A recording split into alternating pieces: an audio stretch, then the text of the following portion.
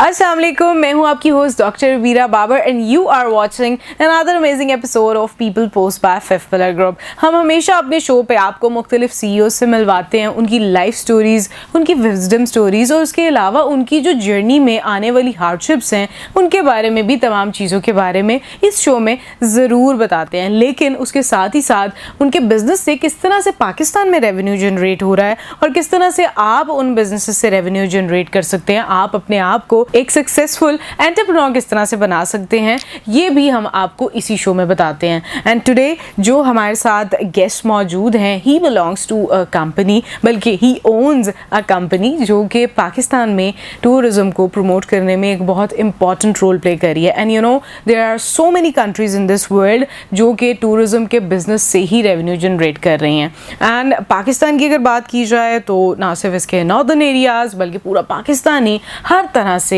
खूबसूरत है। लेकिन खूबसूरत होने के साथ साथ बहुत सारी ऐसी चीज़ें हैं जिनका ख्याल रखना भी बहुत ज़रूरी है, चाहे आप ट्रैवल खुद कर रहे हैं या फिर आप किसी को ट्रैवल करवा रहे हैं। किस तरह से किन ट्रैवल कंपनीज़ पर ट्रस्ट करना चाहिए और किस तरह से ट्रस्ट नहीं करना चाहिए, कौन सी ऐसी की पॉइंट्स हैं जो कि किसी भी इंसान को ट्रैवलिंग एजेंसी बनाने से पहले जानना भी बहुत ज़रूरी है। इन तमाम सवालात के जो जवाबात हैं आपको हमारे आज के शो में मिलने वाले हैं। और इन तमाम के जवाबात देने के लिए और अपनी लाइफ जर्नी के बारे में बताने के लिए जो सीईओ आज हमारे साथ मौजूद हैं, आपको उनसे मिलवाते हैं। हमारे साथ सादिक साबिर साहब मौजूद हैं जो कि सीईओ हैं पाक एम ट्रैवल्स के। अस्सलाम वालेकुम and very warm welcome to the show. वालेकुम अस्सलाम, thank you very much for inviting. और मैं कहूँगा बड़ा अच्छा इनिशिएट है, प्राइवेट लेवल पे आप जो पॉडकास्ट कर रहे हैं और इससे मैसेज आप गवर्नमेंट को भी और एक लोगों तक भी पहुँचा रहे हैं ताकि वो लर्निंग भी कर सकें और इसको अच्छे तरीके से समझ भी सकें। बढ़िया, बिल्कुल इसी तरह से। And thank you so much for coming to our show because definitely every CEO has like minutes on their fingers और आपके पास टाइम बहुत मुश्किल से निकलता है। सबसे पहले तो मैं आपसे मिस्टर सादिक यही जानना चाहूँगी कि आप सीईओ किस तरह से बने, पाक एम ट्रैवल्स के बारे में आप हमें बताएं। मैंने पहले जी अपनी स्टडीज़ कंप्लीट की और मैंने फिर इरादा किया कि कोई न्यू बिज़नेस स्टार्ट करना है। एक्चुअली फैमिली बिजनेस भी था लेकिन एंटरप्रेन्योरशिप का एक थोड़ा सा जज्बा था जिसको लेके मैंने फिर एक फील्ड सेलेक्ट की जो एक आप पाकिस्तान में रिच ऑफ टूरिज़म है और उसी को मैंने फिर नेक्स्ट लेवल पे ले जाने के लिए सबसे पहले तो मैंने इसका एक कोर्स किया जो 1 ईयर का डिप्लोमा था और उस स्टडीज़ करने के बाद फिर मैंने इसके लाइसेंस की तरफ गया हूँ। लाइसेंस के जो प्रोसीजर्स थे वो मैंने उसको कंप्लीट किए और देन आप कोई भी बिजनेस स्टार्ट करने से पहले कोई आपके मेंटोर्स होते हैं और आपके कोई गोल्स होते हैं और आपने अचीव करना होता है कि उनको कैसे स्टेप वाइज आपने उसको ना कंप्लीट करना होता है। तो उसमें स्टडीज़ के बाद फिर आपको कोई ना मतलब मैंने भी इसी तरह सिमिलरली जो हमारे ट्रैवल टूरिज़म से रिलेटेड थे उनको किसी एक को मेंटोर मैंने सेलेक्ट किया और फिर इसी तरह एक कंपनी भी सिलेक्ट की कि मुझे या मैं उनको बताऊंगा जी। हमारा बड़ा एक हमारी इंडस्ट्री का एक बहुत बड़ा नाम है मैडम फिरदौस और वो भी इंटरप्रेन्योर थी। उन्होंने भी इंटरप्रेन्योरशिप पे बिजनेस स्टार्ट किया और उनकी जो ट्रैवल एजेंसी थी वो किंग थी। किंग यू नो के कहना तो क्वीन है लेकिन वो किंग थी स्ट्रेट की और माशाल्लाह बड़ा अच्छा उन्होंने इसको नेक्स्ट लेवल पर लेकर गई। उसके बाद जो है फिर मैंने उनको अपना मेंटोर उनको किया और उसके बाद फिर मैंने अपना बिजनेस स्टार्ट कर दिया। हाँ, दैट्स नाइस। हमेशा ऐसे होता है कि आप ज़िंदगी में किसी से इंस्पायर हुए होते हैं और इसीलिए हम अपने शो पे भी मुख्तलिफ सीईओज़ को बुलवाते हैं ताकि उनकी लाइफ स्टोरी और जर्नी को जानकर भी बहुत सारे लोग इंस्पायर होंगे और definitely they will generate some good revenue to the country as well. अच्छा, जब हम किसी भी बिज़नेस की बात करते हैं तो हम समझते हैं कि शायद ये मुश्किल है या फिर अगर होम बिज़नेस स्टार्ट करना है, ट्रैवल एजेंसी खोलनी है तो उसके लिए कोई मसला नहीं, हम घर पे बैठ के भी ये सब कर सकते हैं।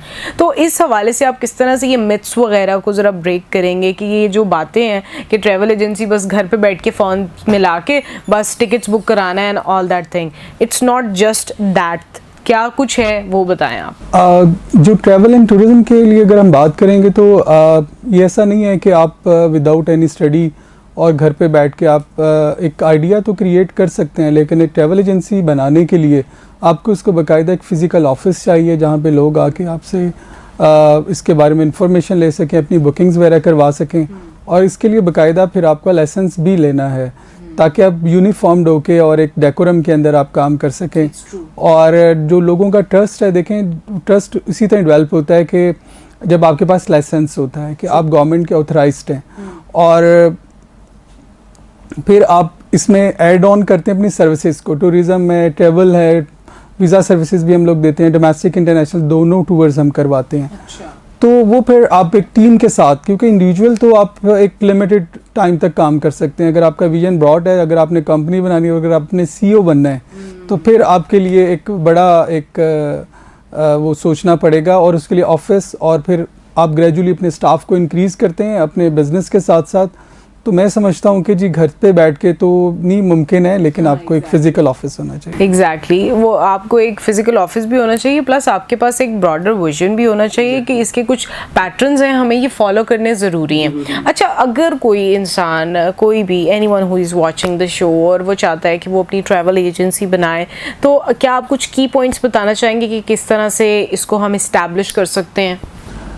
उसके लिए सबसे पहले जो है वो हमें एक लाइसेंस लेना होता है। पाकिस्तान का एक इदारा है पंजाब टूरिज़म अथॉरिटी, तो वहाँ से आपको लाइसेंस मिलता है। उसके लिए आपको एक ऑफिस प्रेमिसेस ज़रूरी हैं। उसके अलावा जो है कुछ बैंक गारंटीज़ होती हैं, और आपका एक्सपीरियंस भी काउंट होता है, स्टाफ भी काउंट होता है, और ऑफिस का जो एक इन्वायरमेंट है उसको भी, वो उसके भी कुछ पैरामीटर्स हैं, वो भी देखे जाते हैं, और फिर कहीं जाके आपको ये लाइसेंस जो है ना वो मिल जाता है। मतलब मेनली लाइसेंस होना बहुत ज़रूरी है। अच्छा, बहुत से लोग हमने देखा है कि ट्रैवल करने के लिए कभी भी नहीं देखते हैं कि किसी के पास लाइसेंस है या नहीं है, और समटाइम्स ऐसे होता है सोशल मीडिया पे इतनी सारी एड्स चल रही होती हैं, हम किसी भी रैंडम किसी पे हमें लगता है कि ये कम पैसों में हमें टूर करवा रहे हैं, तो हम उनके साथ चले जाते हैं, और लाइसेंस नंबर भी गलत दिखा होता है, खुदा ना खास्ता कोई हादसा हो जाता है या कोई मिसहैप हो जाता है, तो उस सूरत में हमें पता चलता है कि वो तो फेक है। हाउ टू आइडेंटिफाई दिस कि किसी के पास जो लाइसेंस है, यहाँ पर जो लाइसेंस नंबर उन्होंने लिखा हुआ है या प्रोवाइड कर रहे हैं वो ठीक है? जो नॉर्मली आप सोशल मीडिया पे कैंपेन्स देखती हैं टूरिज़्म से रिलेटेड, जो चीज़ें आ रही होती हैं, उसमें नॉर्मली उन्होंने फ़ोन नंबर्स लिखे होते हैं, कॉन्टैक्ट नंबर होते हैं, उस पर एड्रेस वगैरह नहीं आ रहा होता। एक कंपनी नेम होता है, उन्होंने एक सिलेक्ट किया होता है, लेकिन उस पर लाइसेंस नंबर मेंशन नहीं होता। एक उन्होंने खुद से ही अपने एक कोई कंपनी का नाम डिसाइड किया, वो रजिस्टर्ड भी नहीं है, और जब आप उनसे फ़ोन पे बात करते हैं पूरी आइटनरी आपसे वो शेयर करते हैं, और फिर उसके अलावा जो है जब आपकी कोई फाइनल हो जाता है पैकेज, वो कहते हैं आप हमें इजी पैसा करवा दें या बाय नेम अकाउंट में करवा दें, कंपनी अकाउंट भी नहीं होता उनका। अच्छा, ये भी इम्पोर्टेंट है कि आप कंपनी अकाउंट में करें। Exactly, कंपनी अकाउंट में। देखिए इंडिविजुअल तो कंपनी अकाउंट वाली तो वेरीफाइबल होगी ना पेमेंट। हाँ, ये कितनी इम्पोर्टेंट आपने बात बताई है। और फिर उसके अलावा जो है वो फिर जब आप पेमेंट भी कर देते हैं, नेक्स्ट आता है टूर के लिए वो क्या करते हैं, वो आपको किसी ऐसी शेडी जगह पे बुलाते हैं जो उनकी अपनी प्राइमिसेस नहीं होती। अच्छा। और उस जगह पे बुला के वो लोगों को इकट्ठा करते हैं, ऑल ओवर द लाहौर या ऑल ओवर द पंजाब, वो वहाँ पे लोग आते हैं, वहाँ से वो बस में बिठा के उनको ले जाते हैं। अच्छा, उसमें ये होता है कि नुकसान उसका ये होता है कि उनकी कमिटमेंट्स, उनका फोकस होता है, या वो उनका फोकस होता है पैसों की तरफ फोकस होता है, उन्हें पैसों की सेविंग्स करनी होती हैं, और सर्विसेज के ऊपर उनका इतना एग्जैक्टली, इसलिए फिर लोगों को उसमें प्रॉब्लम्स आती हैं। हाँ, I think that's really appropriate कि अक्सर ऐसे होता है कि आपको बताया जाता है कि एक सर्टेन जो है वो बस स्टॉप है जहाँ पर आपको पता है कि शहर की जितनी भी कह लें कि ट्रस्टवर्थी बस या ट्रांसपोर्ट कंपनीज हैं वो होती हैं, लेकिन जब आप वहाँ पर पहुँचते हैं आपको पता चलता है कि उसके बाहर एक गाड़ी आपका वेट कर रही है और आप वहाँ से जाएँ। तो अच्छा, ऐसी सूरत में हमें अगर कोई भी इंसान ट्रैवल कर रहा है और उसके साथ कमिट कुछ और किया हुआ है और स्टार्ट में ही पता चल गया है, तो हमें ऑन टाइम अगर हम बैक ऑफ कर जाते हैं तो रिफंड पॉलिसी क्या होती है, गवर्नमेंट ऑफिशियल्स की तरफ से क्या है? देखिए उसमें first of all for example अगर कोई आपको ऐसा लगा है कि कोई ऐसा ट्रैवल एजेंट है जो रजिस्टर्ड नहीं है, फेक है, और आप अगर उससे क्विट करते हैं तो फिर एक लीगल आप उसमें मैटर में चले जाते हैं, और लीगल मैटर में फिर आप हमारे यहाँ पे जो बाय लॉ जो है FIA इसको डील करती है, और फिर वहाँ पे आप उसकी रिपोर्ट करते हैं, एप्लीकेशन देते हैं, क्योंकि वो चंद थाउजेंड्स होते हैं, 14,000 15 मिनिमम उन्होंने अमाउंट पे वो पैकेज डिसाइड किया होता है। तो और उसमें जो ऑडियंस होती है वो भी कि कंप्रोमाइजिंग होती है ड्यू टू प्राइस। और वो फिर इतना ज़्यादा जो है वो कंप्लेंट्स करते ही नहीं है वो लोग ना, यानी कंप्रोमाइज़ कर लेते हैं। एक्सपोजर भी नहीं होता, लोग पहली बार जाते हैं। अक्सर स्टूडेंट्स जो हैं वो हल्ले गुल्ले के चक्कर में भी चले जाते हैं, आजकल इतना ट्रेंड होता जा रहा है, and it is also very dangerous. Exactly, देखिए इसमें स्टूडेंट्स भी हैं, स्टूडेंट्स के अलावा जो है वो इंडिविजुअल जो ऑफिसेज में लोग काम करते हैं वो भी हैं, इसी तरह मिला जुले लोग होते हैं। फैमिलीज ज़्यादा प्रेफर नहीं करती हैं इसको, ज़्यादातर यंगस्टर्स ही इसमें होते हैं। अच्छा, लेकिन हम अगर स्पेसिफिकली पाकिस्तान में टूरिज़्म की अगर बात करते हैं, टूरिज़्म प्रमोशन की बात करते हैं, तो ये कितना इंपॉर्टेंट है अभी भी पाकिस्तान में? There are so many countries जो कि सिर्फ अपने टूरिज़्म पोटेंशियल से ही रेवेन्यू जनरेट कर रहे हैं।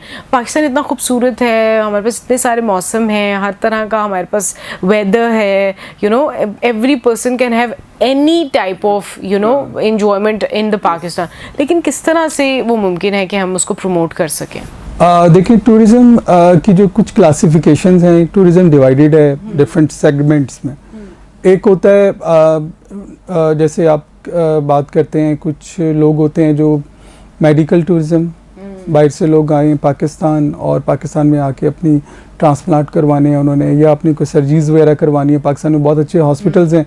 अक्सर अमेरिका और यूके से लोग यहीं आते हैं क्योंकि वहाँ बहुत महंगा है, एक्सपेंसिव है। एग्जैक्टली, तो वो आप उनको वो भी पैकेज दे सकते हैं। इस तरफ भी गवर्नमेंट को सोचना चाहिए, लोगों को सोचना चाहिए, एक पूरा कंप्लीट पैकेज आप उन्हें दे देंगे, 3 नाइट स्टे होटल। अगर गवर्नमेंट ही दे दे तो ज़्यादा अच्छा है। गवर्नमेंट की तरफ से एक्चुअली क्योंकि प्राइवेट सेक्टर जो है गवर्नमेंट इसको होल्ड कर सकती है, इसको थोड़ा सा लीगलाइज कर सकती है, क्योंकि जो फॉरेनर्स पाकिस्तान आते हैं और वो जब अपनी सर्जरीज या ट्रांसप्लांट की अगर हम बात करें तो उसमें फिर आपको पता है ट्रांसप्लांट के लिए तो आपको होटा से परमिशंस वगैरह चाहिए और दूसरी इस तरह के कुछ SOPs बने हुए हैं। तो उसको थोड़ा सा ऐसा लीनियंट करना चाहिए कि जो हमारे फॉरेनर्स हैं वो उस चीज़ से कैसे, इस बेनिफिट से कैसे फ़ायदा ले सकते हैं, फायदा उठा सकते हैं। और इसके अलावा फिर एजुकेशन भी है आपकी, और इसके अलावा जो है वो आपकी रिलीजियस टूरिज़म भी है। बहुत सारे जो पाकिस्तान में ऐसे मकामात हैं जिसमें डिफरेंट रिलीजियस के लोग हैं जो पाकिस्तान आना चाहते हैं और पाकिस्तान आते भी हैं और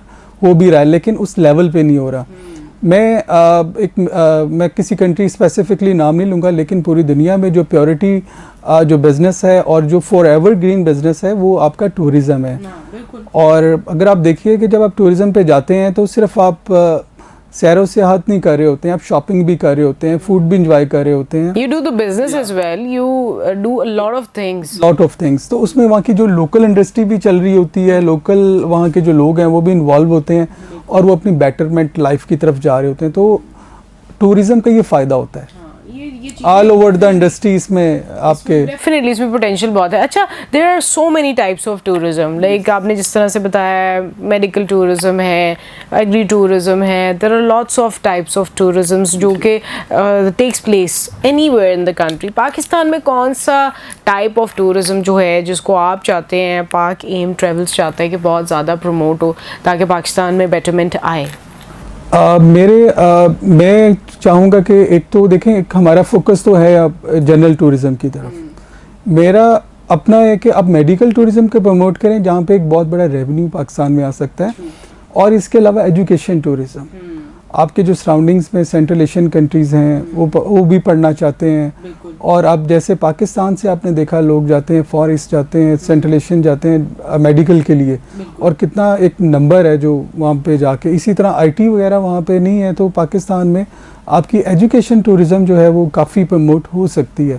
बाकी सेक्टर्स पे क्योंकि हम लोग काम कर रहे हैं ऑलरेडी, और इन सेक्टर्स पे अभी फोकस होना चाहिए। एंड आई थिंक ये वो फील्ड्स हैं जहाँ पर एजुकेशन आ जाती है, जहाँ पे मेडिकल फील्ड्स आ जाती हैं, then you know the revenue is like anonymous. आपको नहीं पता कि कितना रेवेन्यू आने वाला है। Like bypass cost like around $1 million और प्लस, और अगर आपका कोई बाहर से आ रहा है तो डेफिनेटली वो $1 million प्लस आपके कंट्री में एक ही बार में आ गया है, एंड जस्ट इन 2-3 days। तो ये बहुत मैटर करता है कि आप क्या चीज़ टारगेट कर रहे हो किसी भी बिजनेस में। अच्छा, जब आपने पाक एम ट्रेवल्स का जब आपने फॉर्मुलेट किया, you know you founded it, आपका क्या बेसिक एम था when you started it of? जो फर्स्ट ऑफ ऑल मेरा जो पहला एम ये था कि with in all services with in one roof लोगों को प्रोवाइड की जाए। अच्छा। तमाम ट्रैवल से रिलेटेड होता ये सेफ ट्रैवल्स एग्जैक्टली। तो उसमें ये था कि क्योंकि ऑल सर्विसेज आपको विद इन वन रूफ नहीं मिल रही थी। एक फर्स्ट मैंने जो इनिशिएट लिया वो ये लिया कि तमाम services within a one roof दी जाएं। और एक तो ये था, एक ये एम था कि लोगों को फैसिलिटेट किया जाए सेफ़ ट्रैवल, और लोगों को कॉम्प्रिहेंसिव इकोनॉमिकल ट्रैवल्स जो हैं उनको दिए जाएं। और उसके अलावा जो इनबाउंड टूरिज़्म है पाकिस्तान में, इंटरनेशनल जो कम्युनिटी है उसको पाकिस्तान में एंगेज किया जाए, तो उसके लिए फिर ये मेरा एम था। Oh that's nice and I think these are the things कि कुछ बिजनेसेस ऐसे होते हैं जिनके साथ ना आप इमोशनली भी कनेक्ट कर रहे होते हैं, और जब आप किसी भी चीज़ के साथ इमोशनली कनेक्ट कर रहे होते हैं तो डेफिनेटली आप उसमें ज़्यादा ईमानदार भी होते हैं, आप उसमें एफर्ट्स भी ज़्यादा पुट कर रहे होते हैं। बट हर बिजनेस में कोई ना कोई आपको एक कह लें मुश्किलात का जो सामना करना पड़ता है वो कहीं ना कहीं ज़रूर होता है। Any time in your life जब आपने देखा हो, सोचा हो कि इस बिज़नेस में कुछ नहीं रखा या मुझे बहुत लॉस हो गया है, या any hard time, any hardship you want to share with the viewers, और आपने किस तरह से उसको कोप किया? अच्छा, उसमें जो स्टार्ट में मेरा था, स्टार्ट में एक्चुअली ये था कि जब आप सर्विसेज प्रोवाइड कर रहे होते हैं तो उसमें आपके मार्जिन बड़े स्क्वीज़ होते हैं और आप क्रेडिट्स दे रहे होते हैं लोगों को, तो वहाँ आके मुझे थोड़ा सा मैं डिट्रैक हो गया। और वहाँ से मुझे क्योंकि देखें एक कमिटमेंट्स जो होती हैं ना जी, वो बड़ी मैंने काउंट करती हैं। तो एज ए एंटरप्रेन्योर मुझे इतना आइडिया नहीं था कि मतलब कि ऐसे लोग जो हैं वो पैसे नहीं देंगे आपको, हैं जो इतने इनके पास पैसे हैं लेकिन पैसे नहीं दे रहे। Exactly. तो वो वाला एक जो था उसमें मुझे काफ़ी थोड़ा सा डिसअपॉइंटमेंट हुई। लेकिन आपने उसको कोप कैसे किया? कोप मैंने फिर उसमें इस तरह किया कि कैप्स लगाए मैंने।